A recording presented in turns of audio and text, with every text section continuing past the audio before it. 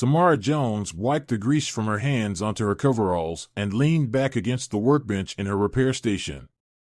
The space was cluttered with tools, spare parts, and half-dismantled engine cores. A neon sign outside flickered the words "Jones Repairs. If it flies, I fix it." Her station was perched on the edge of the Kuiper Belt, a no-man's land where rogue asteroids and discarded satellites found a final resting place. The day had been long, filled with the usual requests: a miner's shuttle with a cracked hull, a freighter's malfunctioning thrusters. Samara was used to routine, but she thrived on challenge. As she packed up for the day, her comm panel blinked with an incoming signal. Static. Then silence. She shrugged it off, probably another asteroid shower interfering with communications. Suddenly, the station shuddered violently, the metal walls creaking under the strain. Samara ran to the docking bay window just in time to see an object hurtling toward her station. At first, she thought it was an asteroid. But as it drew closer, the object decelerated with precision and crash-landed in the clearing outside the bay. When the dust settled, Samara saw it, a ship, though unlike any she'd ever encountered. It was massive, with an asymmetrical design that defied human logic. The hull shimmered in the faint starlight, appearing to shift colors an opalescent surface that seemed almost alive. Jagged, wing-like structures protruded from its sides, and its nose curved downward like the beak of a predatory bird.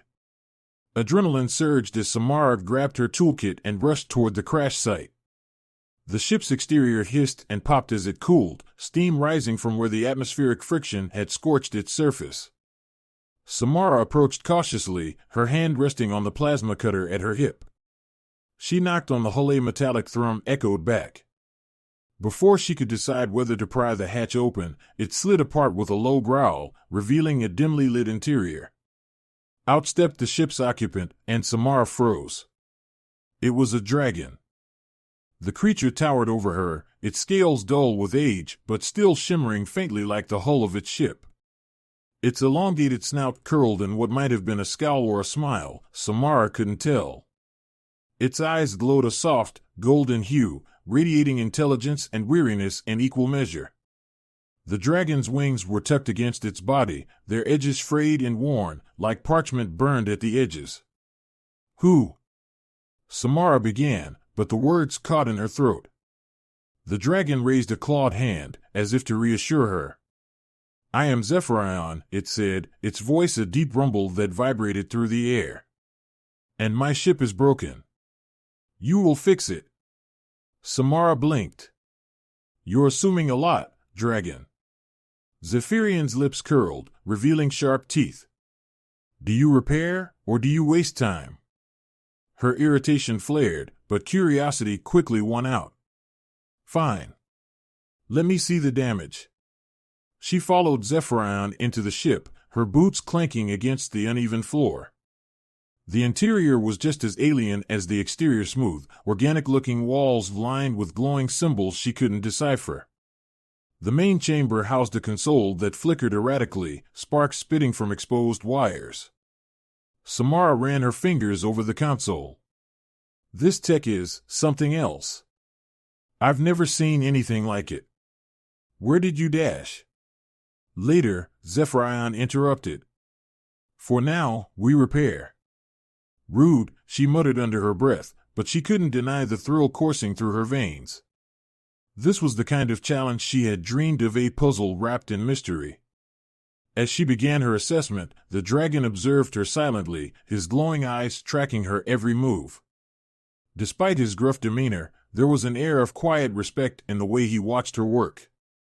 Samara didn't know what she'd gotten herself into, but one thing was certain: this was no ordinary customer, and this was no ordinary job. The stars above glittered faintly through the ship's viewport, as if they, too, were waiting to see what would unfold next. Samara stood in the belly of Zephyrion's ship, her hands on her hips as she surveyed the damage. She had seen plenty of broken vessels, but this one was a challenge like no other. The ship's inner workings were a maze of conduits that pulsed faintly, like arteries carrying lifeblood. The energy flowing through the cables wasn't electricity, it felt alive, warm, and strange. Zephyrion loomed nearby, his golden eyes following her every movement. His presence was unnerving, but Samara tried to focus. "So, this ship of yours," she said, breaking the silence. "It's alive?" The dragon gave a low rumble that might have been a laugh. "Not alive, not as you understand life. It is an extension of myself. We share a bond asymbiosis. When one of us falters, so does the other." "Great," Samara muttered, kneeling beside a panel that had been wrenched loose. The conduits behind it pulsed irregularly. No pressure, then. She worked in silence for a while, reconnecting shattered pathways and bypassing circuits that had been fried in the crash. As she pried open another panel, she glanced over her shoulder at Zephyrion. "So, how did this happen? Crash landings don't just come out of nowhere." Zephyrion tilted his head, the edges of his frayed wings brushing the floor. The ship's heart, its core, was destabilized during an encounter with an ion storm. It has never failed before. I underestimated its age. Samara arched a brow. "You're saying this ship is old?" "It doesn't look it." "Older than your species," Zephyrion replied, his tone faintly amused. "We dragons do not discard what serves us well. We repair. We endure." "Guess we have that in common," Samara said with a wry smile, returning to her work.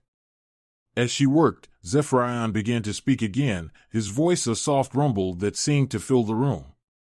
He told her of his travels, of soaring through nebulae that glowed with colors no human eye could comprehend, of skimming the surfaces of dying stars, and of drifting for centuries in the vast emptiness between galaxies. Samara listened, captivated despite herself. "You've been alive for centuries? Millennia?" "Time has little meaning to those of my kind," Zephyrion said. "But yes, I have existed long enough to see stars be born and die. The universe is both vast and fleeting, mechanic." "Samara," she corrected him. "Not mechanic. Samara Jones." "Very well, Samara Jones," Zephyrion said, his voice carrying the weight of an ancient promise. "You repair more than ships, it seems. You repair understanding. Few would take the time to listen." "Well, you're not exactly making it easy," she muttered, smirking. The dragon chuckled again, a sound that reverberated through the ship. "You are brave for a human." Hours stretched into the deep silence of space. The more Samara worked, the more she noticed the ship responding to her. The conduits pulsed more regularly when she adjusted them. The panels seemed to sigh with relief when realigned. It wasn't just a machine, it was a being that understood her intentions. The bond Zephyrion spoke of began to make sense. "Your ship," she said after a while, "it's not just linked to you. It's aware of me, isn't it?" Zephyrion nodded, watching her with quiet approval. "It sees you as I do, a mind willing to learn. That is rare, even among your kind." Samara flushed under his praise, but didn't respond, burying herself in the work. Still, she couldn't help feeling a growing connection to the strange vessel.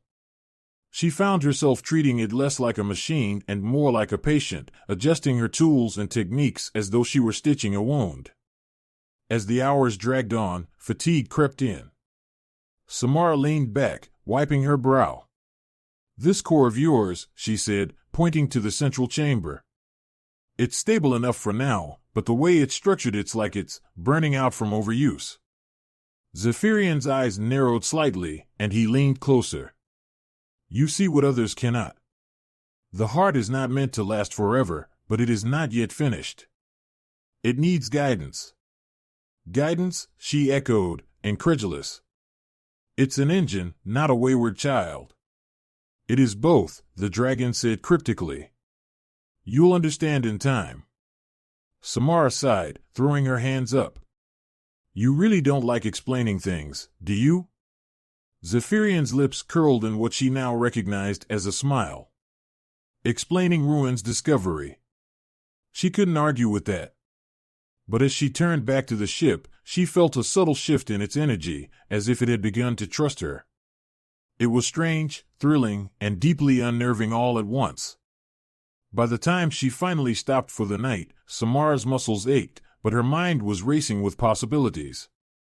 HFY Stories, the ship's alien technology, and the way it all connected it was like being handed the universe's greatest puzzle. And though the dragon hadn't said it outright, she could tell he was testing her. As she lay down on a cot in her repair bay, staring up at the flickering ceiling light, she couldn't help but wonder, was this just a job, or was it the start of something much bigger? The repair work entered its second day, but Samara had barely slept. The mystery of HFY's ship consumed her thoughts, and every detail she uncovered led to more questions. The ship wasn't merely advanced, it was like nothing that should exist, a seamless blend of biology, technology, and something beyond either. HFY's presence didn't help. He remained a looming, inscrutable figure, pacing the workspace with surprising grace for his size. Every so often, he would speak, his deep voice breaking the silence to offer guidance or, more often, cryptic hints that left her more puzzled than before. Adjust the conduits, but not too tightly. They must breathe, like lungs, he said at one point, his golden eyes fixed on her. Breathe? Samara muttered under her breath, adjusting her tools. Conduits don't breathe. This ship's do, HFY replied, his tone firm but amused. Samara grumbled but followed his advice. To her astonishment, the conduits stabilized immediately, their rhythmic pulsing evening out. It was as if the ship had sighed in relief. You're enjoying this, she accused, glancing at him. HFY tilted his head, his frayed wings twitching slightly. I have walked among stars for millennia, Samara Jones. It is rare to find someone who sees the patterns as I do. You are intriguing. Samara paused, unsure whether to feel flattered or wary. She decided on neither. Well, if you've been alive that long, you've probably picked up a trick or two. HFY's chuckle was a deep, resonant sound. Indeed. And I share them with those who earn them. The next challenge lay in the ship's central core, a pulsating, crystalline structure that glowed faintly with a shifting, kaleidoscopic light. The energy it radiated felt almost tangible, like a soft warmth on her skin. Samara approached it cautiously, her fingers twitching over her tools. It's beautiful, she said, her voice barely above a whisper. It is the heart of the ship, HFY said, his tone reverent. It channels the energy that binds us to the cosmos. Without it, we are adrift. Samara nodded, scanning the core for damage. Well, it's definitely adrift. The energy flow is erratic, and it's overheating. If I don't recalibrate this, it'll burn itself out. HFY watched her carefully. Then you must do so with precision. The core is delicate, and its bonds are ancient. A single mistake could undo centuries of harmony. No pressure, huh? Samara muttered. She set to work, her hand steady despite her nerves. Each adjustment was like performing surgery, and every misstep sent ripples through the ship's systems. Yet, with each corrected connection, the core's glow grew steadier, its light deepening into a vibrant, soothing hue. As she worked, HFY began to speak again, his words carrying the weight of ancient wisdom. Do you know why my kind journey through the stars, Samara Jones? He asked, his voice soft. To find adventure, she guessed, her focus still on the core. Not merely adventure, he said. We seek understanding. The cosmos is vast and filled with wonders, but it is also fragile. We dragons travel to learn, to preserve, and sometimes, to heal. Just as you now heal my ship. Samara paused, glancing at him. You talk like you're some kind of cosmic guardian. Perhaps we are, HFY said, his eyes glinting. And perhaps, in your way, you are too. Hours passed, and the ship began to come alive. Panels that had flickered now glowed steadily, and the conduits hummed with a quiet rhythm. Samara could feel the ship responding to her touch, almost as if it were guiding her as much as she was repairing it. "You're doing well," Zephyrion said, his voice uncharacteristically gentle. Samara shot him a tired smile. "Don't get all sentimental on me now, Dragon. I'm just doing my job." "It is more than a job," he said, his gaze piercing. "You are forging a connection with something few would even attempt to understand. That is no small feat." She didn't reply, unsure how to process the weight of his words. Instead, she focused on the final adjustments to the core. With a few precise movements, she realigned the last fragment of its structure. The core flared brightly for a moment, then settled into a steady, radiant glow. "There," she said, stepping back and wiping her brow. "That should hold." The ship seemed to respond, its walls emitting a low, harmonious hum. Zephyrion closed his eyes, his wings spreading slightly as if he could feel the change. "You have done more than hold it together, Samara Jones. You have restored its spirit." "Spirit?" she asked, raising an eyebrow. He smiled faintly. "You may not understand now, but you will. In time." By the end of the day, Samara was exhausted but exhilarated. The ship was nearly fully operational, its systems more stable than they had been in centuries. Yet, the more she worked, the more she realized how much she had learned not just about the ship, but about herself. Zephyrian's stories, his guidance, and the ship's strange, almost sentient nature had opened her mind to possibilities she had never imagined. She wasn't just a mechanic anymore, she was part of something bigger, a symphony of tools and tales that echoed through the cosmos. As she packed up her tools for the night, she glanced at Zephyrion. "You know, for all your cryptic wisdom, you still haven't said thank you." Zephyrion's golden eyes glinted with amusement. "Thank you is a simple phrase, Samara Jones. What I have given you is far greater than words." Samara rolled her eyes, but couldn't help smiling. She didn't entirely understand what he meant, but she had a feeling she would soon enough. The ship was finally ready. Samara stood back, wiping her hands on her grease-streaked coveralls as she admired her work. Zephyrian's ship gleamed under the soft light of her station, its hull shimmering with an opalescent glow that now pulsed faintly, as if it were breathing. The conduits hummed in harmony, the repaired core casting a soft, kaleidoscopic light through the chamber. The ship wasn't just fixed, it was alive again. Zephyrion stood beside her, his massive form still and quiet. For the first time since his arrival, there was an air of peace about him. The golden glow of his eyes was softer now, and his frayed wings no longer drooped. He radiated an energy that was both calm and powerful, like a star resting before its next burst of brilliance. "It's done," Samara said, letting out a breath she didn't realize she'd been holding. "Your ship is good to go." Zephyrion turned to her, his gaze piercing. "You have done more than repair my ship, Samara Jones. You have listened, learned, and connected." "That is no small feat," Samara shrugged, trying to brush off the compliment. "It's what I do. Fix things." The dragon tilted his head, a faint smile curling his lips. "And yet, you have fixed something far greater than you realize." Samara opened her mouth to retort, but before she could, the ship emitted a low, harmonious hum that seemed to fill the room. She froze, staring as the ship's lights shifted and pulsed, forming patterns that danced across the walls like a symphony made visible. It wasn't just a machine, it was communicating. "What's it doing?" she asked, her voice barely above a whisper. "It is thanking you," Zephyrion said, his voice reverent. "In its own way." Samara watched, awestruck, as the ship's hum grew softer, more melodic. She felt a warmth spread through her chest, as if the ship's gratitude was a tangible thing, wrapping around her like a gentle embrace.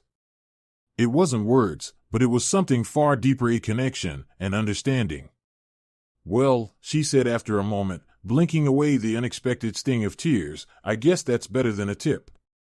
Zephyrion chuckled, a deep, resonant sound that echoed through the chamber. "Indeed." The time for departure came all too quickly.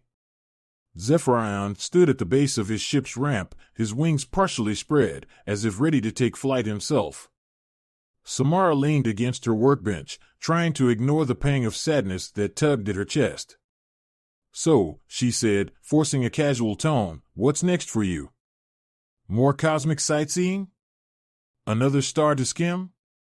Zephyrion nodded slowly. "There is always more to see, more to learn. But this ship is old, and I, too, am not as I once was. My journeys grow shorter, my paths more deliberate." Samara frowned. "You're retiring? That doesn't seem like your style."